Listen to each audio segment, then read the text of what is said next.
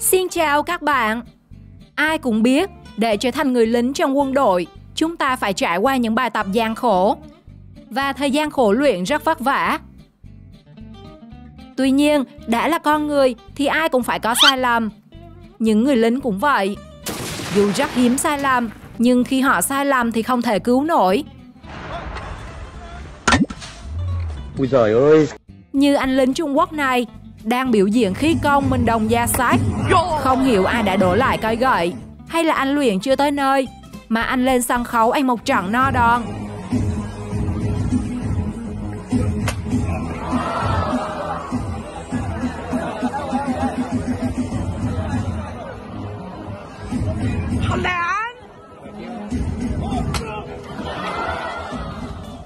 Ở diễn biến khác, cô nữ lính Mỹ thử sức chịu đựng với súng điện, và kẻ bị tổn thương lại muốn gây tổn thương cho người khác các bạn à.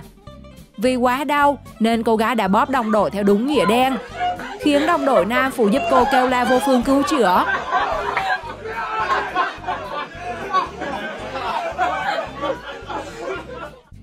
Đó là hai trong rất nhiều sai lầm bá đạo nhất của người lính trong quân đội. Hãy cùng Thế giới hôm nay khám phá thêm 35 sai lầm của bộ đội đưa camera vô tình quay lại nhé.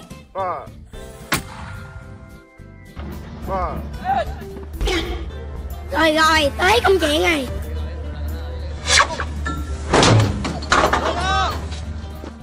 Hai anh chàng bộ đội Thái Lan tập luyện đối kháng, nhưng cách họ đánh nhau đáng sợ quá các bạn à. Rồi lên chiến trường ổn không các bạn? Ui giời ơi!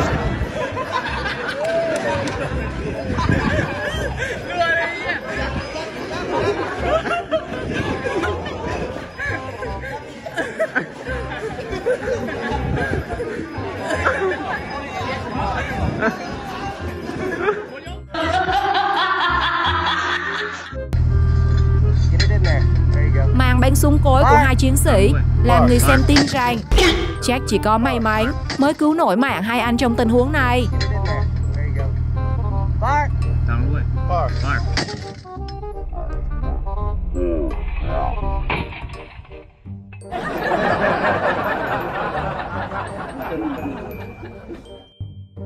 Hai chiến sĩ quân đội đang biểu diễn võ thuật, nhưng không hiểu đi lên bao lâu mà để bay luôn dụng cụ vào bàn lãnh đạo. Kiểu này thì anh kiểm điểm là cái chắc.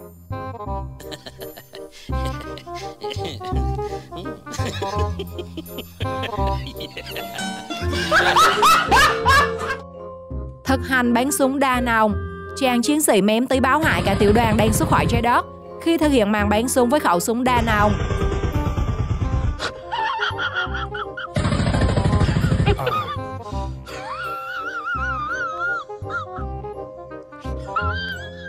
Đừng nghĩ cầm súng là uy lực khiến người khác sợ.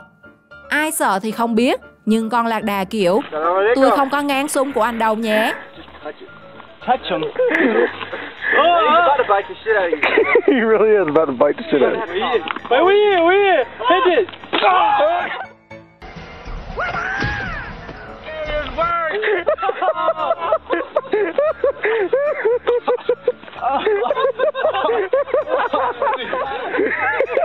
He was accurate with that shit. Holy fuck.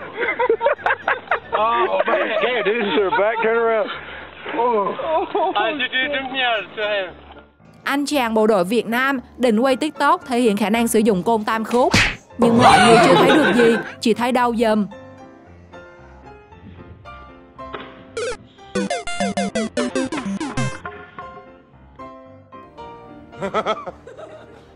Phụ trách màn bắn tên lửa đối đất tầm gần, người lính đã suýt biến đồng đội thành mục tiêu tấn công.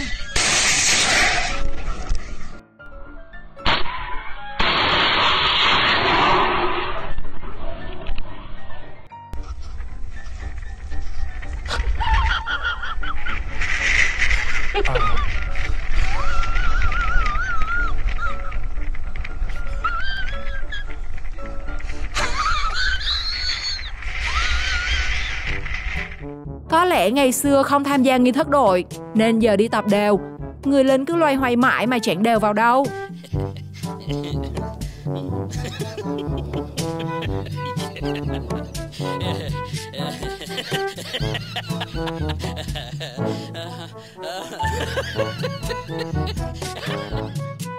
Sai lầm của nữ quân nhân là làm đồng nghiệp của một đống nam giới, không bao giờ coi mình là nữ.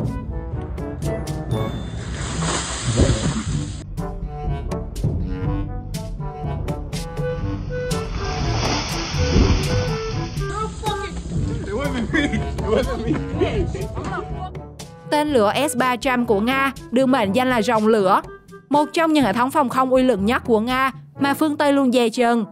Tuy nhiên, chỉ vì sự cố khi phóng mà rồng lửa tức giận đã đốt luôn con xe phóng trị giá gấp 150 lần quả tên lửa.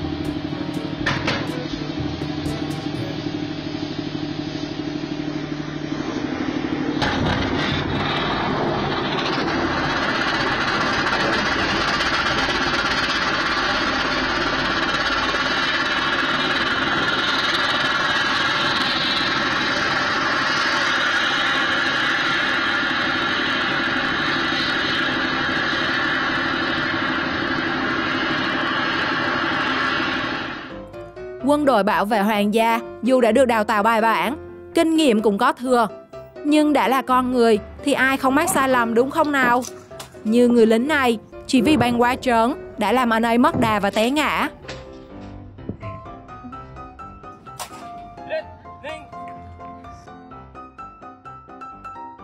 Thật thà cũng là cái sai lầm các bạn à.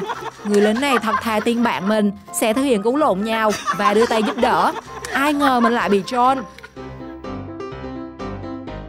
Niệm luôn rồi.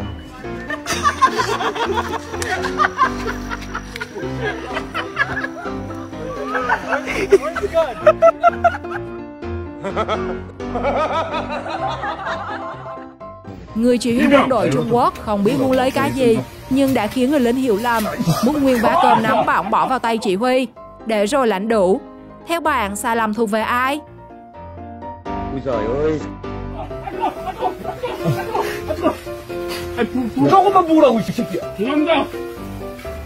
대병 치고. 3 rounds, 5 percent. 3, 4, 5 kills, going one. Hang it. Hai anh lính tập luyện bắn súng cối, dường như họ không biết là đạn chưa được bắn ra nên định thêm vào, thì bất ngờ quả đạn phát nổ. Nếu thần chết không ngủ quên thì liệu hai người lính có may mắn được như vậy?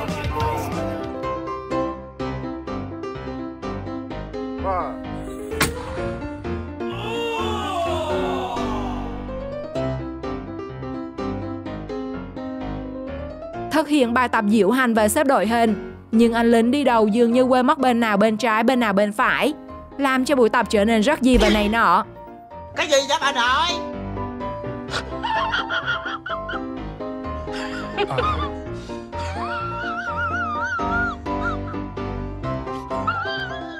Chỉ vì con ngựa ỷ trong buổi lễ tiếp đón, khiến nữ hoàng Elizabeth II chả muốn lại gần luôn.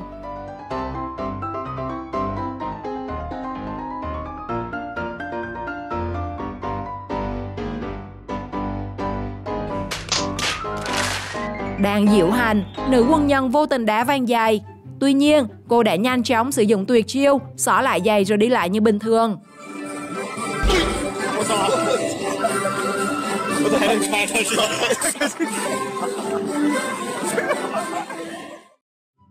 Màn thực hành ném lựu đạn của anh lính Trung Quốc, mém khiến anh và chỉ huy đang xuất khỏi trái đất.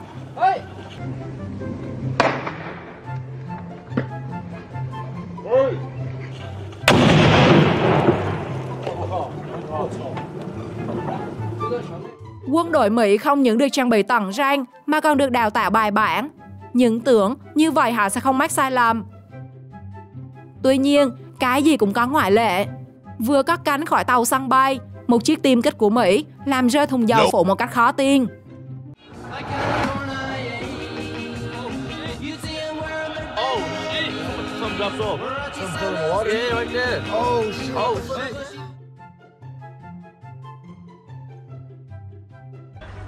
Tình huống sai lầm của người lính nào trong video theo bạn là không thể cứu nổi?